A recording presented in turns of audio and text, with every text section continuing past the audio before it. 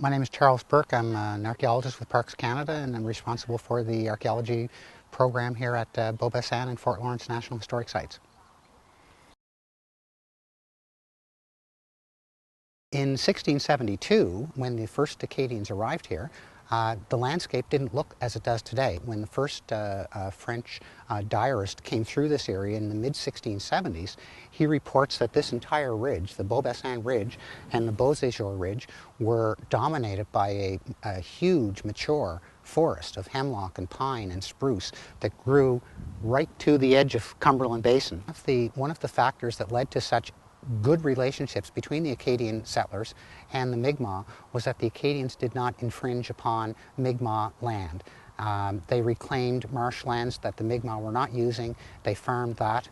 The area behind me, they diked area, they reclaimed salt marshes. In this particular area, we've been more than lucky. We've encountered a number of architectural features, such as building footer remains, fence lines, trenches, and a great many artifacts have been recovered in the past 3 seasons of archaeology. Literally dozens of needles and pins, many thimbles, scissors, buckles, buttons, beads, some jewelry fragments, quite a few coins, and a number of lead seals, which are indicative of entire bales of textile fabric being shipped into this community through trade from different parts of Europe in the 18th century. Numerous members of the public had expressed an interest in being involved in the excavation of this site. The public program is an opportunity to have anybody who participates become essentially someone who is engaged with this National Historic Site, understands it more, become a stakeholder, a promoter, a guardian of this type of cultural heritage. Yeah.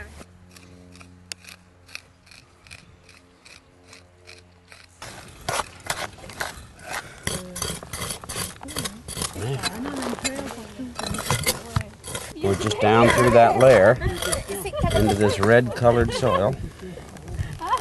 There's nothing but the occasional little bit of burnt bone. But there is a part of a pipe stem. Just like that. Just when you least expect it. Right, when you say there's nothing. And a lot of these are pipe stems.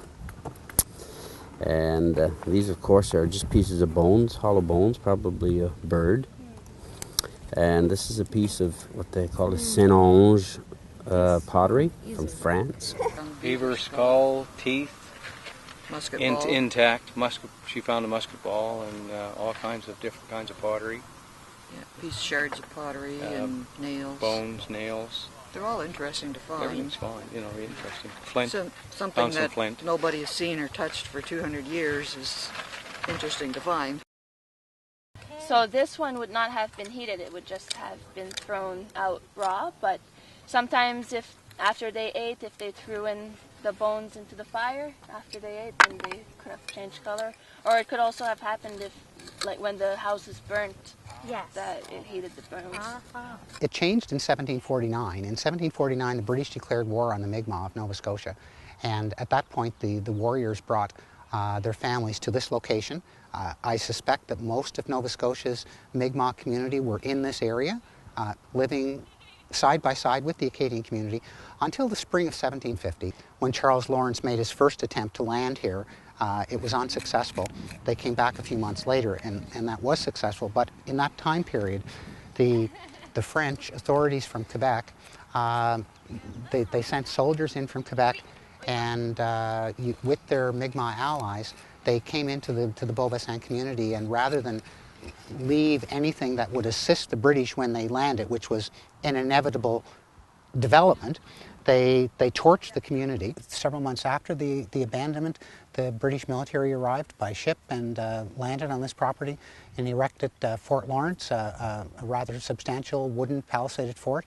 And across this field were located all the artificers' and soldiers' homes, officers' quarters, stores, essentially the infrastructure required to maintain soldiers in a war-like setting.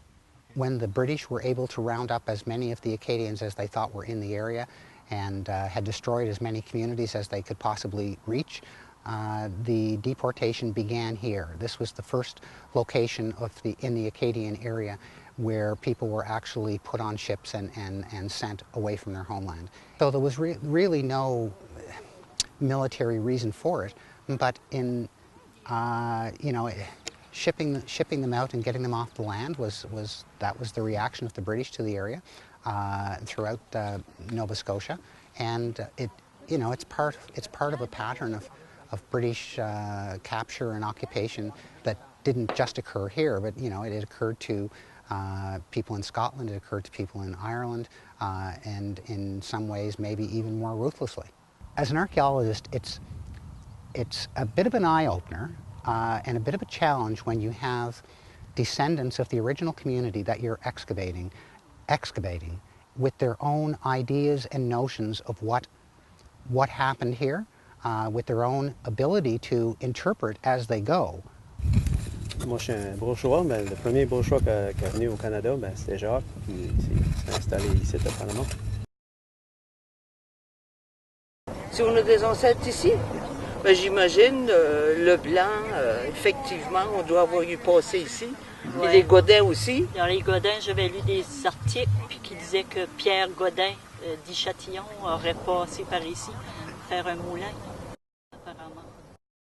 We do have Acadian ancestors who at one point would have passed by this area coming to New Brunswick.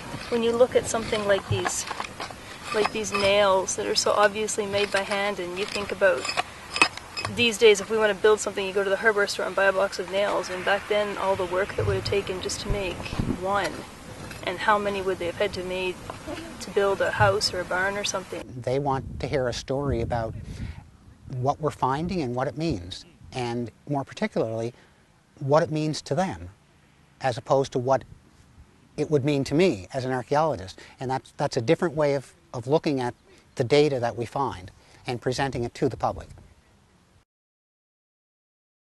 Ton 5e clou. Mon nom c'est Diane Carmel Légère. Je suis une écrivaine. J'écris des romans historiques pour les jeunes. J'ai eu des ancêtres ici à Beaubassin. Ça fait depuis 2007 que je viens aux fouilles archéologiques. Et à chaque fois, c'est différent. Et c'est toujours aussi stimulant. Mon but, c'est de rendre l'histoire des Acadiens accessible aux jeunes.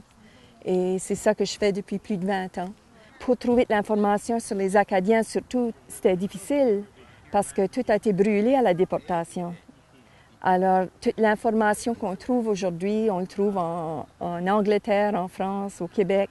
Et on est tout en train de ramasser cette information. Puis des fouilles archéologiques aussi, ça aide tout à reconstruire une version de l'histoire acadienne. On ne va jamais connaître la vraie, là, mais on peut seulement deviner. Je me retourne pour voir une vaste prairie coupée par une petite rivière. La rivière Missigouache est la frontière entre les deux provinces. Sur les hautes terres de la Nouvelle-Écosse, là-bas, les soldats britanniques avaient construit le fort Lawrence, près de l'ancien village acadien de Beaubassin. Par la suite, le colonel Monckton a capturé...